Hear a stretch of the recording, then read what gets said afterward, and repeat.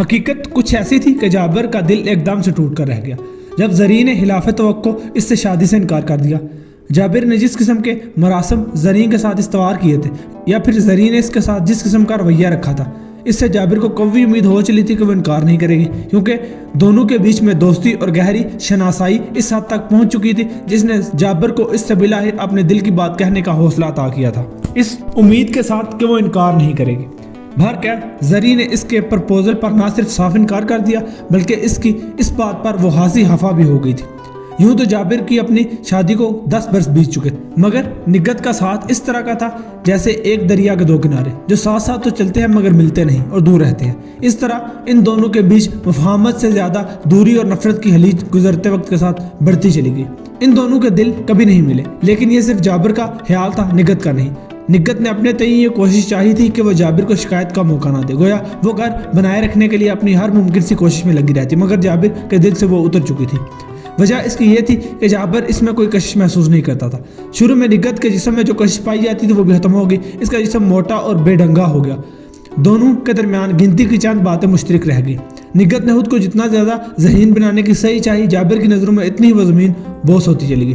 اس میں چند خوبیاں بھی تھی، وہ گارداری کے کام میں ماہر تھی، کھانے بڑے لذیذ پکایا کرتی تھی، لیکن اس کے مقابلے میں جو حامیاں تھیں وہ بہت زیادہ تھیں۔ وہ کہتے ہیں نا کہ تالی ایک ہاتھ سے نہیں بجتی۔ جابر طبعاً سکون پسند، ہنگامے اور لڑائی سے دور بھاگنے والا آدمی تھا، جبکہ نگہت میں یہ ایک بڑی خرابی تھی کہ وہ شور اور واویلے اور ہنگامہ مچانے والی تھی۔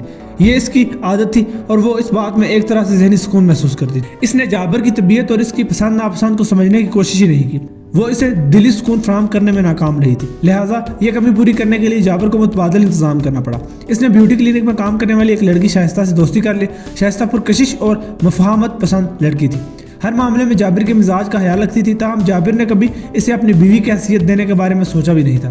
ادھر نگہت بھی اپنے شوہر کی بے روی سے بخوبی آگاہ تھی، لیکن جب تک اس کی آسائش اور قانونی حیثیت محفوظ تھی اسے اس معاملے میں کوئی بھی خاص اعتراض نہ تھا۔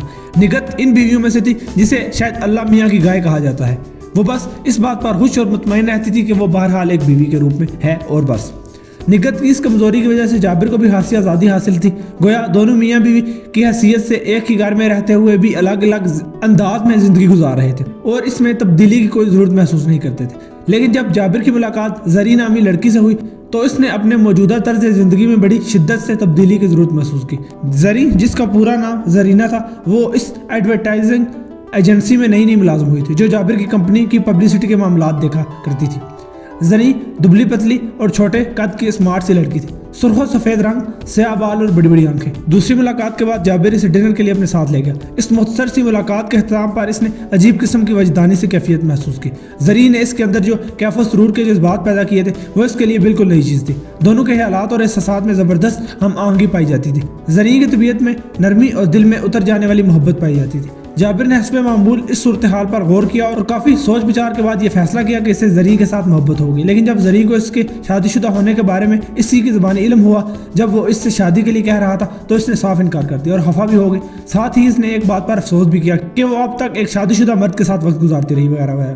میں پرانے خیالات کی لڑکی ہوں جابر، تم آسان الفاظ میں اسے مشرقی عورت کہہ لو۔ اس کے اصرار اور محبوبانہ لگاوٹ اور پیچھے پڑنے کے بعد زرین نے نہایت سنجیدگی سے کہا، اب میں آئندہ تمہارے ساتھ کسی بھی قسم کے راہ و رسم بڑھانے کی روادار بھی نہیں رہی۔ میں تمہیں کسی بات پر مجبور نہیں کروں گا زرین، لیکن میں سمجھتا ہوں کہ ہم دونوں کی طبیعت میں بے حد باتیں مشترک ہیں۔ میں تمہارے ساتھ بے پناہ لگاؤ محسوس کرتا ہوں۔ پچھلی ملاقات میں تمہارے ساتھ باتیں کرنے کے بعد مجھے دلی اور ذہنی سکون ملا اور یقیناً تمہاری بھی یہی کیفیات تھی۔ وہ بولا، میں اب بھی یہی محسوس کر رہی ہوں، لیکن حقیقت بہرحال تلخ ہوتی ہے۔ تم شادی شدہ ہو اور میں تمہیں اپنا نہیں سکتی، اس لیے پلیز اس معاملے پر میرے ساتھ مزید کوئی بات نہ کرو، مجھے دکھ ہوگا۔ میں تمہیں دکھ دینے کا تصور بھی نہیں کر سکتا زرین، تو پھر مجھے خدا حافظ کہہ دو آئندہ کے لیے، اس سے زیادہ میں کوئی بات نہیں کر سکتی۔ زرین کے اس دو ٹوک جواب کے بعد جابر اپنے سینے میں ہر وقت بے پناہ بوجھ محسوس کرنے لگا۔ اس نے اپنی پوری زندگی میں اتنی سادہ، معصوم اور بے سہارا لڑکی نہیں دیکھی تھی، اسے ایک مضبوط سہارے کی ضرورت تھی۔ جابر نے سوچا کہ وہ زرین کو اپنا کر ہی چھوڑے گا، خواہ اس کے لیے کتنی ہی قربانیاں کیوں نہ دینی پڑے۔ اس رات اس نے اپنی بیوی نگہت کے ساتھ بڑی سنجیدگی سے طلاق کی بات کر ڈالی۔ معلوم ہوتا ہے کہ تمہیں کوئی مصیبت زدہ لڑکی مل گئی ہے، نگہت نے معصومیت سے کہا۔ اگر کسی مصیبت زدہ سے ہمدردی کرنی ہوتی تو سب سے پہلے تم پر کرتا، تو پھر ہنگامی طلاق کی ضرورت کیوں پیش آئی؟ اس میں کوئی ہنگامی بات نہیں، ہماری شادی برسوں پہلے ہی ناکام ہو چکی ہے، ہم دو اجنبیوں کی طرح زندگی گزار رہے ہیں۔ میں بہت عرصے سے اس معاملے پر غور کر رہا تھا اور اب اس نتیجے پر پہنچا ہوں کہ ہمیں قانونی طور پر علیحدگی اختیار کر لینی چاہیے۔ تمہیں مجھ سے شکایت کیا ہے؟ نگہت نے پوچھا۔ اس کا چہرہ سرخ ہونے لگا۔ جابر نے جب اپنی بیوی کے خراب تیور دیکھے تو فوراً ذرا محتاط ہو گیا۔ میں پوچھتی ہوں تمہیں مجھ سے تکلیف کیا ہے؟ نگہت نے اپنی بات دہرائی۔ آخر کیوں تم مجھے طلاق دینا چاہتے ہو؟ بات یہ ہے کہ ہماری طبیعتوں میں زمین آسمان کا فرق ہے۔ جابر نے کہا، میں تم سے مطمئن نہیں ہوں۔ طبیعتوں میں بلا کہاں فرق نہیں ہوتا؟ نگہت حسب عادت چیخ کر بولی، مجھے کوئی سے 2 آدمی ایسے دکھا دو جن کی طبیعتوں میں مکمل یکسانیت پائی جاتی ہو۔ دنیا کی یہ رنگینیاں یکسانیت سے نہیں، طبیعتوں کے اختلاف کی وجہ سے قائم ہے۔ اگرچہ مجھے بھی تم سے بعض شکایات ہیں، مگر میں مطمئن ہوں میں اس حماقت میں تمہارا ساتھ نہیں دے سکتی۔ میں صرف اس وجہ سے پرسکون زندگی درہم برہم نہیں کر سکتی کہ تمہیں کوئی رنگین مزاج اور آوارہ اور بازاری چھوکری پسند آ گئی ہے۔ دیکھو نگہت، جابر نے اپنے غصے کو دباتے ہوئے کہا، تم صرف اس وجہ سے مجھ سے یہ تعلق قائم رکھنے پر مجبور نہیں کر سکتی کہ تم اس شادی سے مطمئن ہو۔ دیکھو جابر، نگہت پھر چیخی، تم صرف اس وجہ سے مجھے یہ تعلق توڑنے پر مجبور نہیں کر سکتے کہ تم اس شادی سے مطمئن نہیں۔ یہ 2 طرفہ تعلق ہے، سمجھے؟ میں چاہتا ہوں کہ یہ معاملہ آرام سے طے کر لیا جائے، لیکن اگر تم نے مجھے مجبور کیا تو مجھے دوسرا طریقہ اختیار کرنا پڑے گا۔ کر کے دیکھ لو، میں بھی قبر تک تمہارا پیچھا نہیں چھوڑنے والی۔ وہ ایک دم سے بفر کر بولی، تم نے مجھے کیا کوئی بازار کی جنس سمجھ لیا ہے؟ کوئی کھلونا؟ دل بہلایا اور پرانا ہو گیا تو دور کرنے کا فیصلہ بھی خود ہی کر لیا۔ جابر صاحب، تم نے ایک جیتے جاگتے انسان سے شادی کی ہے، ایک کنواری عورت سے شادی کی ہے جس کا گھونگھٹ تم اٹھا چکے ہو۔ صحرا سے جا کر بیٹھے میرے ساتھ، تم زبردستی نہیں ہوئی۔ مجھے چھوڑنے کی صورت میں تمہیں بہت کچھ بھگتنا ہوگا۔ میں اب تک تمہاری اوشی حرکتوں پر خاموش رہی ہوں، مگر آنکھیں بند نہیں کی میں نے۔ فقط میاں بیوی کے تعلق کو اہم سمجھتی رہی، خواہ جیسے بھی ہوں۔ اسی تعلق کی میری نظر میں اہمیت ہے۔ اول تو علیحدگی نہیں ہونے دوں گی، اگر ایسی نوبت آ بھی گئی تو پھر تمہیں کنگال کر دوں گی۔ جب اس گھر سے نکلو گے تو تمہارے تن پر صرف ایک انڈرویئر ہوگا، وہ بھی صرف اس لیے کہ میں نے تمہارے ساتھ کچھ اچھے دن بھی گزارے ہیں۔ تمہیں معقول رویہ اختیار کرنا چاہیے نگہت۔ معقول رویہ یہ ہے کہ علیحدگی کی باتیں چھوڑ دو اور شرافت سے رہو۔ جابر نے سمجھ لیا کہ نگہت سے بحث کرنا فضول تھا۔ وہ اٹھ کر اپنی خوابگاہ میں آ گیا اور بستر پر لیٹ کر سوچنے لگا۔ نگہت طلاق کے معاملے میں عدالت میں چیلنج کر سکتی تھی اگر وہ علیحدگی کا معقول جواز پیش نہ کر سکا، اور نگہت یہ ثابت کرنے میں کامیاب ہوگی کہ طلاق کا محرک کوئی دوسری لڑکی ہے تو اسے بدنامی کے علاوہ نصف سے زیادہ سیونگ سے بھی محروم ہونا پڑے گا۔ عدالت نصف جائیداد کے علاوہ مکان بھی نگہت کے نام منتقل کر سکتی تھی۔ یہ بھی ممکن تھا کہ اسے ہر ماہ کچھ نہ کچھ دینا بھی پڑ جاتا۔ اس کا مطلب یہ ہوگا کہ طلاق کے ساتھ ہی وہ بدنامی اور مالی بحران کا شکار ہو جائے گا۔ ان حالات میں وہ زنی کو آرام و آسائش مہیا نہیں کر پاتا۔ کیا اس مصیبت سے چھٹکارا پانے کا کوئی آسان صورت نہیں ہو سکتی؟ صرف ایک صورت تھی، کسی طرح نگہت کی موت واقع ہو جائے، کوئی حادثہ وغیرہ یا قتل۔ کئی روز تک وہ اس معاملے پر غور کرتا رہا، نگہت کو قتل کرنے کے مختلف منصوبے بناتا رہا، لیکن کوئی بھی قابل عمل نظر نہیں آتا۔ ہر صورت میں اس کے پھنسنے کا قوی امکان موجود تھا، چونکہ وہ انتہائی محتاط شخص تھا، اس لیے ذرا سا بھی خطرہ مول نہیں لینا چاہتا۔ نگہت کی موت کے بعد سب سے پہلے پولیس اس سے کچھ پوچھ گچھ کرے گی، اور جب انہیں پتہ چلے گا کہ ان کی شادی خوشگوار نہیں تھی اور یہ کہ وہ دوسری لڑکی میں دلچسپی بھی لیتا رہا تھا تو وہ ڈر لیا جائے گا۔ ہنسی پہ جیدہ صورتحال تھی۔ طلاق کی صورت میں جائیداد سے ہاتھ دھونا پڑتے کیونکہ اس میں بہرحال نگہت کا بھی موروثی حصہ شامل تھا۔ قتل کی صورت میں پھانسی کا پھندا، اور تیسری صورت میں تا حیات نگہت کی غلامی، یعنی زندگی عذاب میں۔ اگر نگہت کی موت ایسے وقت میں ہوتی جب وہ گھر سے دور کسی جگہ پر موجود ہو تو اس کے بچنے کی صورت ہو سکتی تھی۔ اچانک کوئی حادثہ ہو جائے، کوئی وزنی چیز اس کے سر پر گر پڑے، کوئی ایسا زہر جس کا سراغ نہ لگایا جا سکے، لیکن حادثہ طبی انداز میں ہونا چاہیے۔ بھر کیا بہت سوچ بچار کے بعد اس نے اس امکان کو بھی خارج کر دیا۔ وہ ایک ایسے پھندے میں پھنس چکا تھا جس سے نکلنے کا بظاہر کوئی راستہ نہیں تھا۔ اس قسم کے معاملات میں اس نے کبھی جذباتی فیصلے نہیں کیے تھے، لیکن ایک شام جب اس نے زرین کو ایک خوش پوش نوجوان کے ساتھ ایک ریسٹورانٹ سے نکلتے دیکھا تو اس کا سارا سکون درہم برہم ہوگا۔ اسے زندگی میں پہلی مرتبہ ایک ہم حیال لڑکی ملی تھی اور وہ بھی ہاتھ سے نکلی جا رہی تھی۔ اسے جلد ہی کوئی فیصلہ کرنا چاہیے تھا، ورنہ محرومی اور تنہائی اس کا مقدر بن سکتی تھی۔ تب اسے جہاں زیب کا خیال آیا۔ جہاں زیب کا شہر کے وسط میں ایک چھوٹی سی گلی کے اندر نیوز اسٹینڈ تھا، جہاں اخبارات اور رسائل کے علاوہ آئس کریم، چاکلیٹ اور سگریٹ پان وغیرہ مل جایا کرتے تھے۔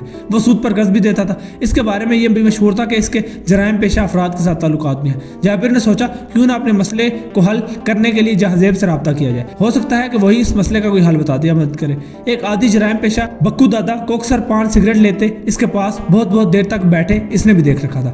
یہ سوچ کر جابر رات کے وقت جہاں زیب کے اسٹور تک پہنچ گیا۔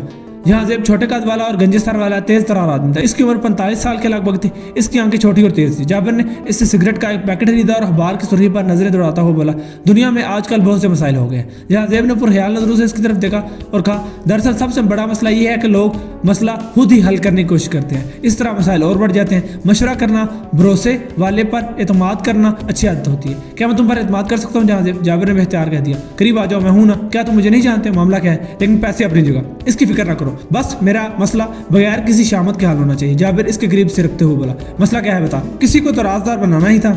اس نے اپنا مسئلہ بتا دیا۔ फक्कू दादा को जानता है ना तू, अभी आएगा, मैं इससे बात करता हूँ, तू कल दोपहर में चक्कर लगा मेरे पास। जहांजेब ने कहा। जाबिर चला गया। घर पहुंचकर इसने मामले पर मजीद गौर किया। अब वो एक ऐसा कदम उठा चुका था जिससे पीछे हटना भी खतरनाक साबित हो सकता था। जाहिर है वो किसी को अपने इस खतरनाक मंसूबे का राजदा बनाया था। वो कुछ खौफजदा भी था और मुतमईन भी। इसने फैसला किया कि अब वो कोई ऐसी बात नहीं करेगा जिससे निगत को गुस्सा आए। अगले दिन जब वो जहांजेब से फिर मिला, जहांजेब ने इसे मशवरा देते हुए कहना शुरू किया, ऐसे खतरनाक खेल को पाया तकमील तक पहुंचाने के लिए सब और एक ग्राउंड की जरूरत होती है। प्यारे, सुन रहा है? सुन रहा हूँ। दादा ने क्या लाजवाब मशवरा दिया है। कह रहा था जाबिर मियाँ से कहना अपनी बीवी से लड़ाई झगड़ा मत करे, प्यार से पेश है, इसे होटल में डिनर और दोस्तों की पार्टी में लेकर जाए ताकि वो सब बावर करने लगे कि तुम दोनों की जिंदगी हंसी खुशी बीत रही है। ये कुछ दिन तक करना होगा। कर लूंगा, जाबिर ने कहा। चंद रोज जाबिर ने यह भी कर लिया। निगत बेचारी खुश थी कि शोहर राह रास्त पर आने लगा। इसे क्या खबर थी कि इसका रास्ता खोटा करने में लगा हुआ है। जहांजेब के स्टोर में जाबिर को दूसरा मरहला बताएगा। अपनी बीवी के मामलात बताओ। अब वो सेंचर को एक लेक्चर सुनने जाती है। जाबिर ने तफसील बताई। शाम 7:30 बजे। तुम इस दौरान रात 12 बजे तक किसी दोस्त के यहाँ वक्त गुजारना। कोई मुश्किल नहीं, जाबिर ने मुसरत तले दबे दबे लहजे में कहा। वो जान गया कि इसे फक्कू दादा के ही ईमा पर गाइड किया जा रहा है। वो खुद सामने नहीं आ रहा। इस हफ्ते काम हो जाएगा, लेकिन कल नकद रकम मुबल्लग 7 लाख रुपए लाने होंगे। कबूल है, मगर तरीकाकार क्या होगा? मुझे भी तसल्ली हो जरा। मोबाइल और पर्स छीनने की आजकल शहर में स्ट्रीट क्राइम की वारदातें आम हैं। अक्सर वो अकेली खातून का घर तक ताकुब भी करते हैं ताकि एक ही बार लंबा हाथ मारे। आजकल ऐसी वारदातें हो रही हैं और इस कत्ल को भी यही रंग दिया जाएगा। तुम्हारी बीवी ने मजामत की और फिर इन्हीं के हाथों मारी की। वेरी गुड, कल पैसे ले आना, यानी परसों हफ्ता है, काम हो जाएगा। बिल्कुल। जाबिर खुशी खुशी घर लौटा। अगले दिन इसने जाकर जहांजेब को रकम दे दी। अगले दिन सेंचर था, वो भी दिन आ गया। प्रोग्राम पक्का करने के बाद इसने सुबह जमशेद से फोन पर रब्ता किया। ताश की बाजी जमशेद के यहाँ जमती थी। यार जाबिर, आज तो बाजी नहीं लग सकती। रब्ता होने पर जमशेद ने बताया। क्यों? जाबिर का दिल डूबने लगा। क्योंकि आज रात इसे दोस्तों के दरमियान गुजारनी थी। तुम्हारी भाभी की तबीयत खराब है यार, जमशेद ने बताया। तो फिर शोएब के यहाँ चलते हैं, बाजी के बगैर क्या मजा आएगा यार। जाबिर बोला। इसके यहाँ भी बाजी नहीं लग सकती। तुमसे पहले मैं शोएब से बात कर चुका हूँ। क्या? हाँ, इसके घर में पेंट हो रहा है। मेरा ख्याल है कि आज छुट्टी कर लेते हैं। छुट्टी नहीं कर सकते यार, कुछ ना कुछ तो करना ही पड़ेगा। बात क्या है जाबिर? जमशेद ने कदरे चौंकते हुए पूछा। तुम इतने बदहवास क्यों हो रहे हो? क्या आज जीतने का इरादा किए हुए हो? जाबिर एकदम मुहतात हो गया। इसने महसूस कर लिया कि वो कुछ ज्यादा ही बेचैनी का इजहार कर गया। ये बात बाद में इसके खिलाफ इस्तेमाल हो सकती है। इसने जल्दी से अपने हवास पर काबू पाते हुए कहा, नहीं यार, ऐसी कोई बात नहीं। दरअसल मेरी बीवी आर्ट काउंसिल में लेक्चर सुनने जा रही है। अगर इसे पता चला कि मैं ताश खेलने नहीं जा रहा तो मुझे भी साथ घसीट लेगी। और तुम जानते हो कि मैं इन चीज़ों से सख्त बोर होता हूँ। बड़ी मामूली सी बात है। तुम ऐसा करो कि बीवी को प्रोग्राम की मनसूख के बारे में कुछ ना बताओ। और खुदा हाफिज। राब्ता मुनक़ता होने के बाद जाबिर जोर जोर से अपना सर झटकने लगा। जरा सी खराबी से इतने शानदार मनसूबे का बेड़ा गर्क हो गया था। अब वो प्रोग्राम मनसूख भी नहीं कर सकता था। मसला इतना संगीन भी नहीं था कि वो कोई और प्रोग्राम बना सकता था। तब इसे अचानक शाइस्ता का ख्याल है। इसने फौरन शाइस्ता को फोन किया और इसके साथ डिनर का प्रोग्राम तय कर लिया।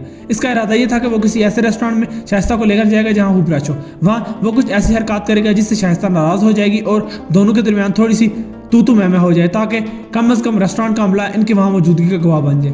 वो देर तक बैठा इसी नई सूरत हाल की जुजियात पर गौर करता रहा। 1 घंटे बाद इसके चेहरे पर रौनक आ गई। ताश का प्रोग्राम मनसूख होने के बाद जो बोझ वो महसूस कर रहा था वो खत्म हो गया।